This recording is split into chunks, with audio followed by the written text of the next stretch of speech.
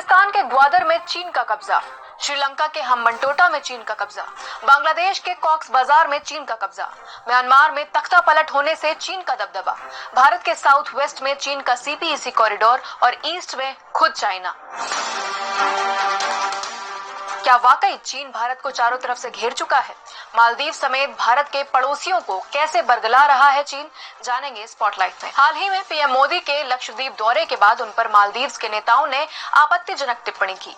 बदले में भारतीय हस्तियों और आम नागरिकों के बॉयकॉट मालदीव मूवमेंट पर वहां के राष्ट्रपति मुइज्जू का बयान आया कि मालदीव छोटा जरूर है, लेकिन ये उसे बुली करने का लाइसेंस नहीं है।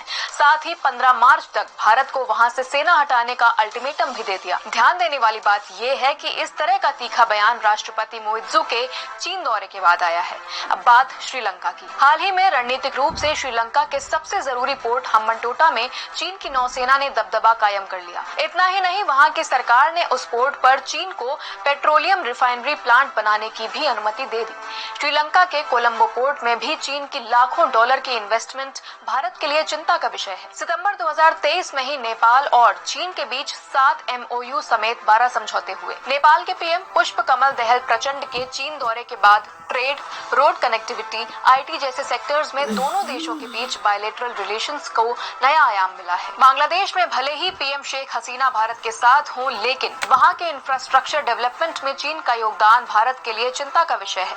इतना ही नहीं, ब्रिक्स समिट के दौरान शी जिनपिंग ने शेख हसीना को यह आश्वासन दिया कि वो बांग्लादेश में बाहरी इंटरफेरेंस का सख्ती से विरोध करेगा और इकोनॉमिक साझेदारी मजबूत करेगा। बात करें भूटान की, तो चीन उसे लगातार अपने बहकावे में लेने की कोशिश कर रहा है। भूटान के राजा का चीनी दौरा और फिर 2 बड़े ऐलान, चीन से सीमा विवाद पर समाधान और डिप्लोमेटिक रिश्ते बेहतर करने का प्रयास। ये चीन और भूटान की बढ़ती नजदीकियों का ही सबूत है।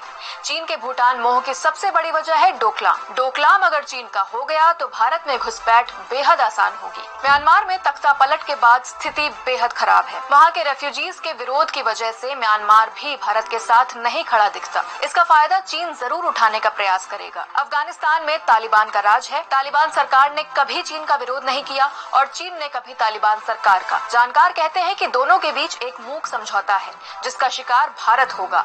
इसके अलावा ईरान इजराइल का दुश्मन है और भारत इजराइल का सपोर्ट कर ईरान से भी दुश्मनी ले रहा है।